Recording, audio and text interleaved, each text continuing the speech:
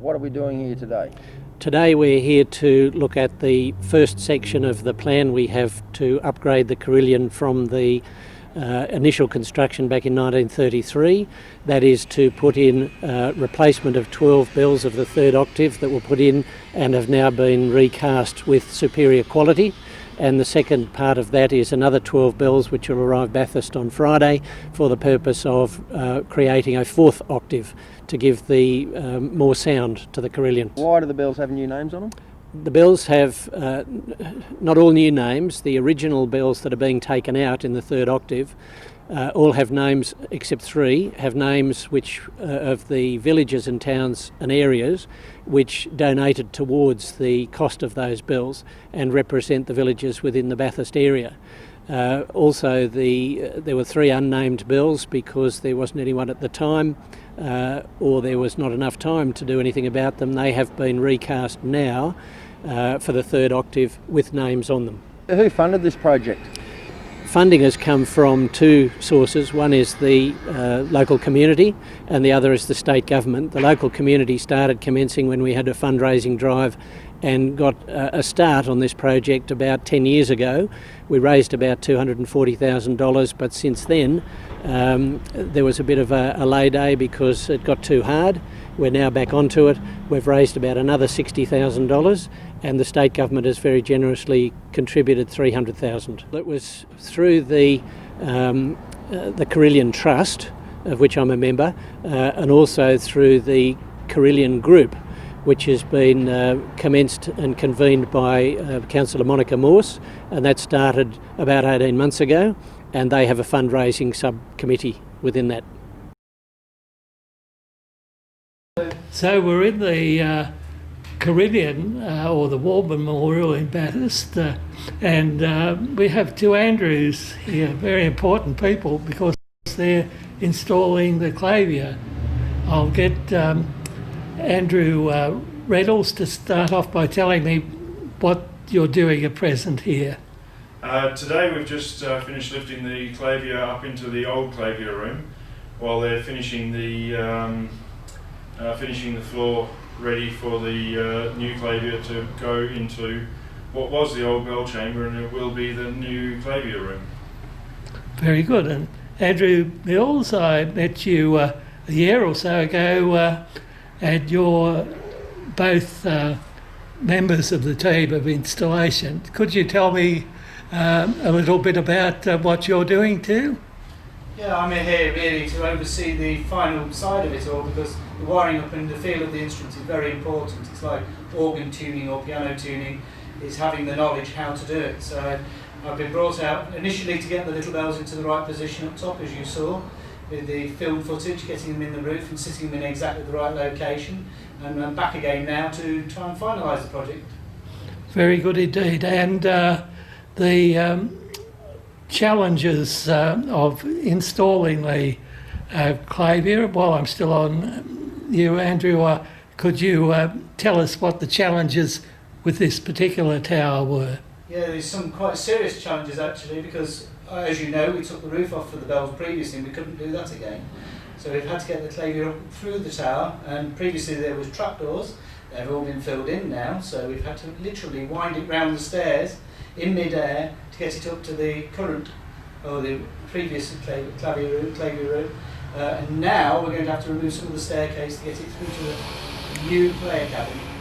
Andrew, you'd be aware of some of the other Carillions in Australia. Could you tell me a little bit about where they're located? Sure, there's two other full Carillions in Australia. There's the one at Sydney University, which is about the same date as this, just a little later. And the large one is the National Carillion in Canberra, at the tower in the middle of in Lake Burley Griffin, and that's a Taylor Carillion with a 6-ton bass bell. Andrew, your home is in England, is it? Yes, you wouldn't think so, but yes, my home is in England. Seems to be in Australia for over getting on for half a year now.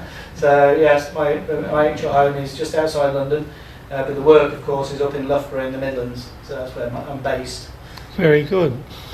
Learning a lot about Australia, no doubt. Second Picking up an awful lot about Australia and Australians.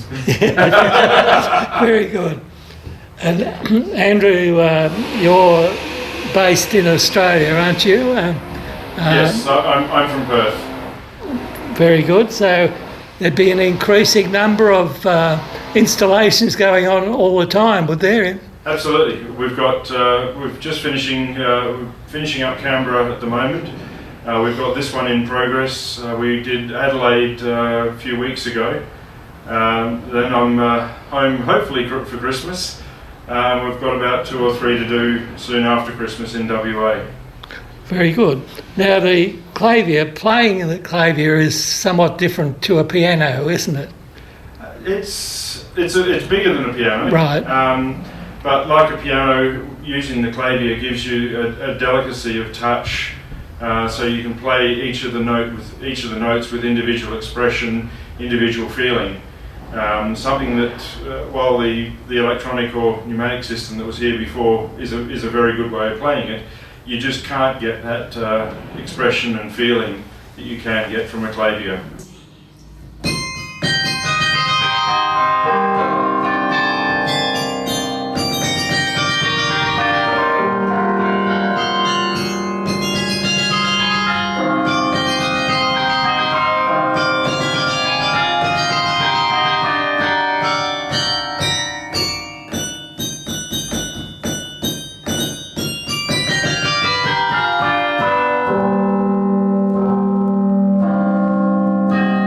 So the bell is struck in a different way, the mechanical side of things. Yeah, the electromagnetic hammers that hit them now for the tuning is just one solid note and strikes the bell on the outside of the soundbar. The new system is with clappers internally in the bells, and they're pulled on wires from the clavier, so essentially you're in full control of the speed you hit that hammer ball into the bell. Very good. John, you've been doing a lot of help work in regard to the memorial, and actually this is your story that you asked me to overall film, and it's fortunate that you've been able to talk with the 2 Andrews and do a bit of work for them. Could you tell me what you've been doing, and also might quiz them on the things that I technically don't know about? Thank you, John. Completely a privilege to me to be here when these guys are doing this, as it was last year when Andrew was doing all the work. It's only probably been 2 years ago that I discovered the story of this tower. It's been going, I think, for 92 years and still hasn't been completed. So we're very grateful to these 2 young chaps, and also Taylor's Bell founders, for doing the great work which they have right from the start of this project, supplying the bells and now bringing it up to being a complete instrument that we can use right across the community. And hopefully in March or May next year we'll have the Festival of Bells. But I should hand over to these guys because they've been getting me to do all the dirty work. That's not true, but I've been happy to help them in any way that I can. I've learned a huge amount from the guys. So again, thank you very much for being here.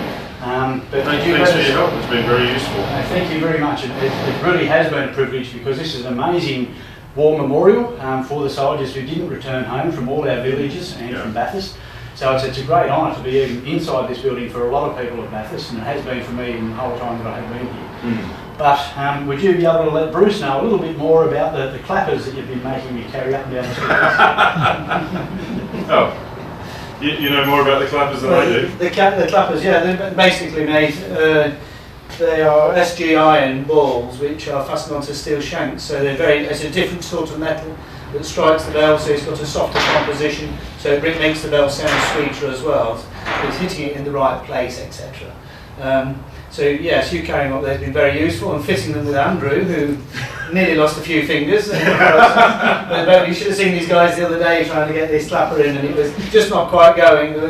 Yeah, good challenge. So actually, John's put a lot of time and effort into this for us. I mean, we really appreciate that, and hopefully it's not ending there, and you can take part right towards the end, and you'll see what it's all about. I'm more than happy to be part of this for the whole time that I spend in Bathurst, which is hopefully the rest of my life. But like I said, it's an amazing honour just to be part of this whole project. It is. It's also an honour for us. I mean, it's very nice to be able to see an instrument that the firm produced all those years ago being brought to its full potential. And I'm actually quite jealous of these guys because they travel all around the world and do this amazing work with all these wonderful towels, and there must be so many people that are so grateful to you and to tailors as a whole all over the world. It's interesting really, you go to these churches in the middle of nowhere and the people come along and say, oh, you'll never see this in history again, and I think, I'm doing it again next week. But yeah, we do travel around, it's their baby, it's like here, this is Bathurst baby, the bells, etc. And it's exactly the same in England. They're all very proud of their churches, and they want the best for the churches. And I just want to do my best for those churches. It's a pleasure to do it. And for the bells, it's getting that full, rich voice out of some of these bells that are just they're simply superb bells here, and getting that full, rich tonal quality out of them that the Carillion and Clavier will allow us to do. It's just, it's really a privilege.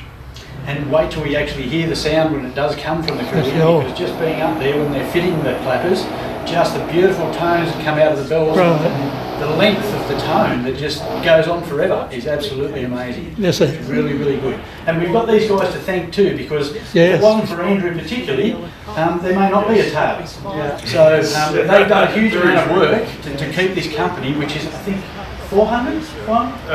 Depends on how you calculate it, but somewhere around the 700 mark. Yeah, 700 years old, so it's an amazing business, isn't it? Which could have not been in existence but for these chaps here. It's really an amazing thing, and thank you very much for everything, because the whole world would probably thank you. We see ourselves as part of that continuing story, and we'll hand it on to the next generation, and hopefully they can keep it going as well. Thank you very much. And thank you myself from the Remembers Project. His motto is tell history or keep history, and the people who did things. And with YouTube now and the new technologies of which you'll be aware, I would hope this program will go up there and you can have a look anywhere in the world. So thank you guys, great work, congratulations. Just on finishing, check out the Facebook, the Tailors Facebook page, because Andrew was showing the other day there's some amazing footage of all sorts of stuff, and one thing in particular, the AC/DC bell was founded by the Taylor Foundry. And we know we've got a huge amount of fans in Bathurst for that Australian rock band. Isn't that interesting? Well, thank you guys. I hate to have to let you go and do that hard work, but anyway, I won't volunteer for that. Chase us up the stairs. Thank you very much. Lovely meeting you. Thank you very much. So this bell has apparently come from somewhere other than Bathurst. The guys have brought it back. But on the top here, which they call the head of the bell, swells up and cracks the bell, and the bell's no good. So they need to take those iron ferrules out so that it won't rust and wreck the bell. Yeah. But this is one that they've taken the ferrules out of, and I don't believe it's staying here. It's got another home.